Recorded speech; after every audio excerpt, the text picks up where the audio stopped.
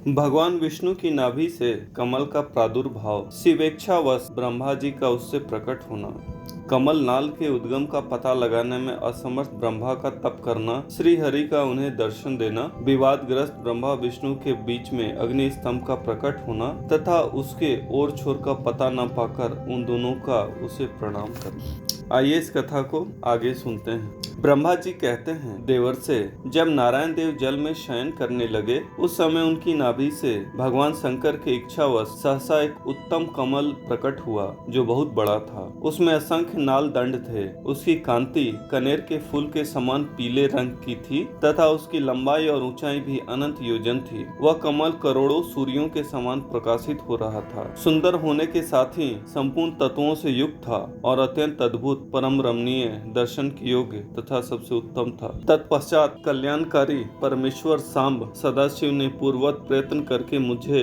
अपने दाहिने अंग से उत्पन्न किया। मुने, उन महेश्वर ने मुझे तुरंत ही अपनी माया से मोहित करके नारायण देव के नाभि कमल में डाल दिया और लीला पूर्वक मुझे वहां से प्रकट किया। इस प्रकार उस कमल से पुत्र के रूप में मुझ हिरण्य गर्भ का जन्म हुआ। मेरे 4 मुख हुए और शरीर की कांति लाल हुई। मेरे मस्तक त्रिपुंड की रेखा से अंकित थे। तात भगवान शिव की माया से मोहित होने के कारण मेरी ज्ञान शक्ति इतनी दुर्बल हो रही थी कि मैंने उस कमल के सिवा किसी दूसरे को अपने शरीर का जनक या पिता नहीं जाना।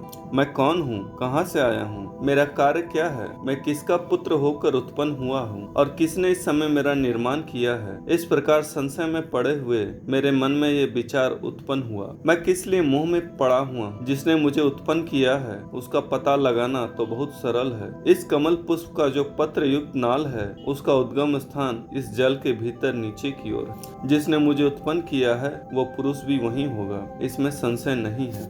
ऐसा निश्चय कर मैंने अपने को कमल से नीचे उतारा। मुने, मैं उस कमल की एक एक नाल में गया और सैकड़ों वर्षों तक वहां भ्रमण करता रहा, किंतु कहीं भी उस कमल के उद्गम का उत्तम स्थान मुझे नहीं मिला। तब पुनः संशय में पड़कर मैं उस कमल पुष्प पर जाने को उत्सुक हुआ और नाल के मार्ग से उस कमल पर चढ़ने लगा। इस तरह बहुत ऊपर जाने पर भी मैं उस कमल के कोष को न पा सका। उस दशा में मैं और भी मोहित हो उठा। मुने, उस समय भगवान शिव की इच्छा से परम मंगलमयी उत्तम आकाशवाणी प्रकट हुई जो मेरे मोह का विध्वंस करने वाली। उस वाणी ने कहा, तपस्या करो। उस आकाशवाणी को सुनकर मैंने अपने जन्मदाता पिता का दर्शन करने के लिए उस समय पुनः प्रयत्न पूर्वक 12 वर्षों तक घोर तपस्या की। तब मुझ पर अनुग्रह करने के लिए ही 4 भुजाओं और सुंदर नेत्रों से सुशोभित भगवान विष्णु वहां सहसा प्रकट हो गए। उन परम पुरुष ने अपने हाथों में शंख, चक्र, गदा और पद्म धारण कर रखे थे। उनके सारे अंग सजल जलधर के समान श्याम कांति से सुशोभित थे। उन परम प्रभु ने सुंदर पीताम्बर पहन रखा था। उनके मस्तक आदि अंगों में मुकुट आदि महामूल्यवान आभूषण शोभा पाते थे। उनका मुखारविंद प्रसन्नता से खिला हुआ था। मैं उनकी छवि पर मोहित हो रहा था। वे मुझे करोड़ों कामदेवों के समान मनोहर दिखाई दिए। उनका वह अत्यंत सुंदर रूप देखकर मुझे बड़ा आश्चर्य हुआ।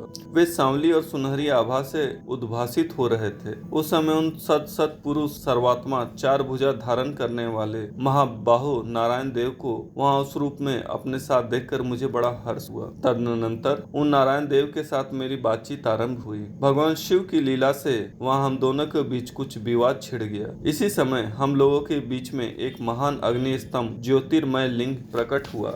मैंने और श्री हरि ने क्रमशः ऊपर और नीचे जाकर उसके आदि अंत का पता लगाने के लिए बड़ा प्रयत्न किया, परंतु हमें कहीं भी उसका ओर छोर नहीं मिला। मैं थक कर ऊपर से नीचे लौट आया और भगवान विष्णु भी उसी तरह नीचे से ऊपर आकर मुझसे मिले। हम दोनों शिव की माया से मोहित थे। श्री हरि ने मेरे साथ आगे पीछे और अगल बगल से परमेश्वर शिव को प्रणाम किया। फिर वे सोचने लगे, ये क्या वस्तु है, इसके स्वरूप का निर्देश नहीं किया जा सकता, क्योंकि न तो इसका कोई नाम है और न कर्म ही है। लिंग रहित तत्व ही यहाँ लिंग भाव को प्राप्त हो गया है। ध्यान गर्भ में भी इसके स्वरूप का कुछ पता नहीं चलता। इसके बाद मैं और श्री हरि दोनों ने अपने चित्त को स्वस्थ करके उस अग्नि स्तंभ को प्रणाम करना आरंभ किया। हम दोनों बोले, महाप्रभु, हम आपके स्वरूप को नहीं जानते। आप जो कोई भी हैं क्यों न हो, आप जो कोई भी क्यों न हो, आपको हमारा नमस्कार है। महेशान, आप शीघ्र ही हमें अपने यथार्थ रूप का दर्शन कराइए। मुनि श्रेष्ठ, इस प्रकार अहंकार से आविष्ट हुए